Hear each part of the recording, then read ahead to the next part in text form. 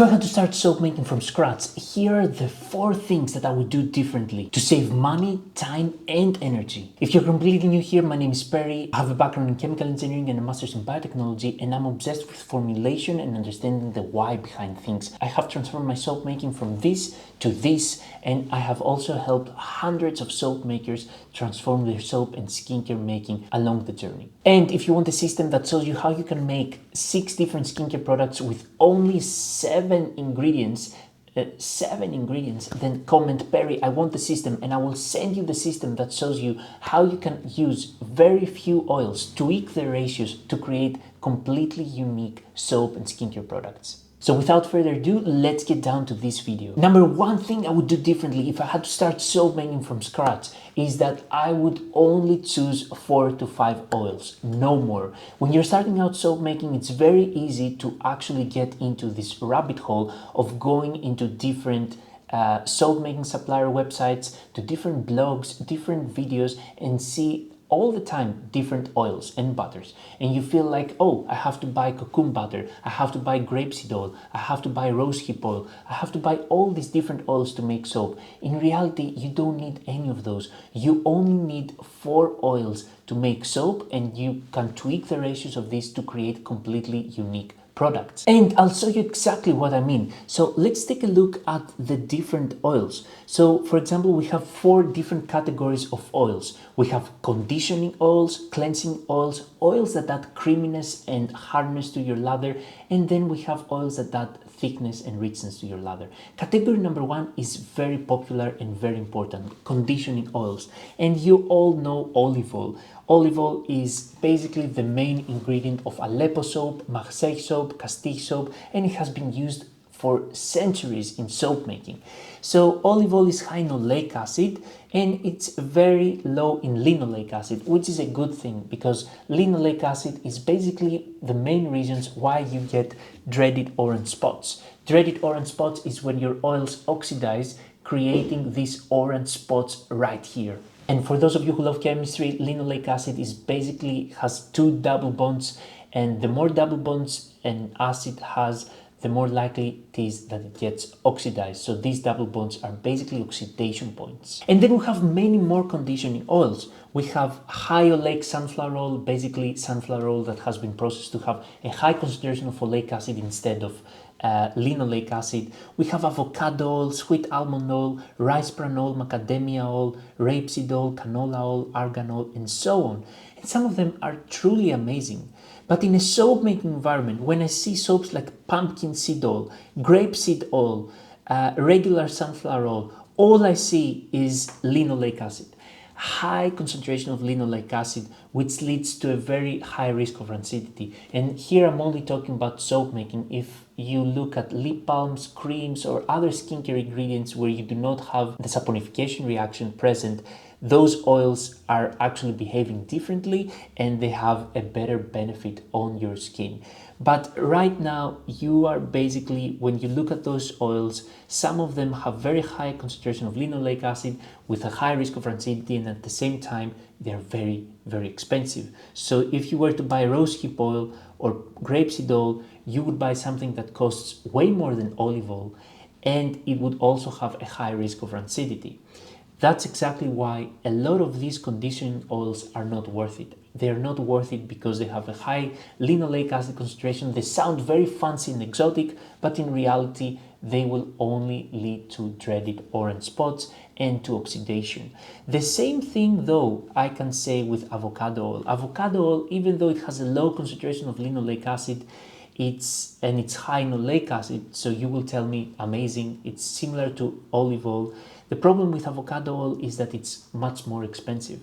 And then you will tell me, but avocado oil is very high in nutrients and antioxidants that are not present in olive oil. All of these nutrients actually get degraded in the soap making environment because the soap making environment is an environment of high pH and high temperature that degrades antioxidants, which are pH and temperature sensitive. So avocado oil, macadamia oil, in the end, they don't really perform any better than olive oil. Apart from the fact that avocado oil has a slightly green tincture, so it adds a bit of a green color to your soap. Other than that, it's exactly the same as olive oil.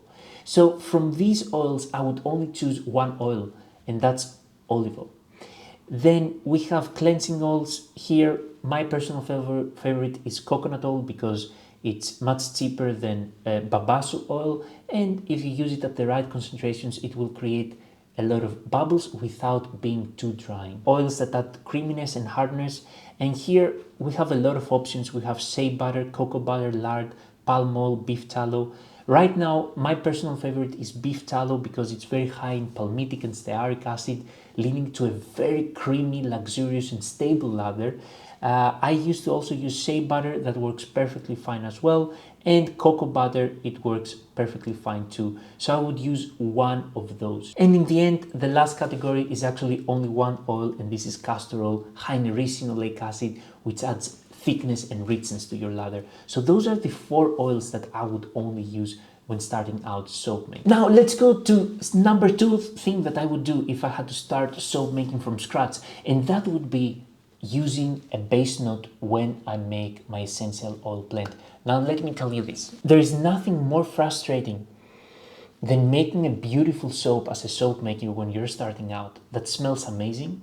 You bought expensive essential oils, because trust me, essential oils are expensive compared to fragrance oils that are much cheaper. So you bought a lot of essential oils that were very expensive, you add them in your soap, 3 weeks later you realize that your soap does not smell as strong as it did in the beginning. And this is not an essential oil problem, this is a formulation problem. And you can work yourself around it. And what happens here, what you need to know, is that essential oils get degraded in a high pH environment. Apart from that, the majority of essential oils are actually quite volatile, especially the citrusy ones, the spicy ones. They're very volatile, meaning they're very light in molecular weight. They evaporate very easily, and because they evaporate very easily, they are not very long lasting. So what we do is that we use the anchoring technique. We're basically trying to trap the essential oil inside the soap, and the way we do that is by using an essential oil of a high molecular weight, a base note. A base note is an essential oil like patchouli, vetiver, sandalwood, vanilla, cedarwood, and so on, that has a very high molecular weight, and it's able to create this molecular matrix inside your soap where it traps the other essential oils that are more prone to evaporation and that are not very long lasting, and then it makes the whole essential oil blend more long lasting. So this is one technique. Another technique is actually to use fragrance oils. Fragrance oils are synthetic, they're made specifically to withstand the soap making environment, and if I were to use fragrance oils, I would always make sure to use fragrance oils that do not contain any phthalates or parabens, because those are hormonal disruptors.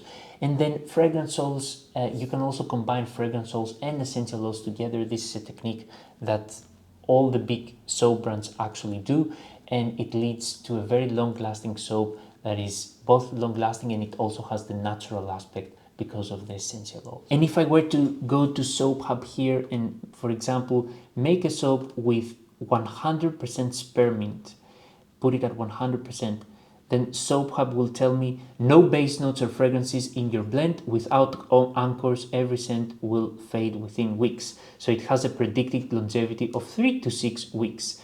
But if I were, for example, to do, let's say, 70% spearmint and then 30% patchouli, then Soap Hub will tell me good anchoring, 30% base notes, so that will allow for a more long-lasting essential oil blend.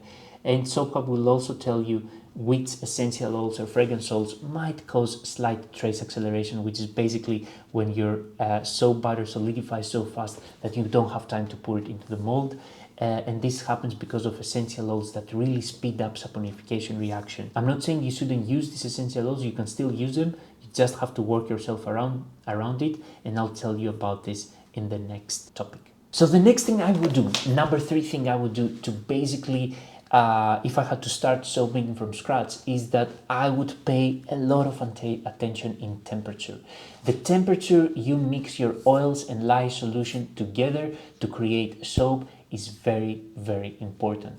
Using a too high temperature will actually result to a soap butter that solidifies very fast, because temperature, speeds up saponification reaction, and that can actually lead to problems. It can even lead to the so-called volcano effect, which is basically when your soap butter warms up so much that it starts overflowing from your soap mold. And especially when you use essential oils or fragrance oils that accelerate trace, and you're mixing your oils and lye solution at a high temperature, and if you were to use also things like milks or juices that tend to really overheat your soap butter because of the sugars they contain, you would really make a very big soap volcano. And number 4 thing I would do if I had to start soap making from scratch is understand exactly what light trace is.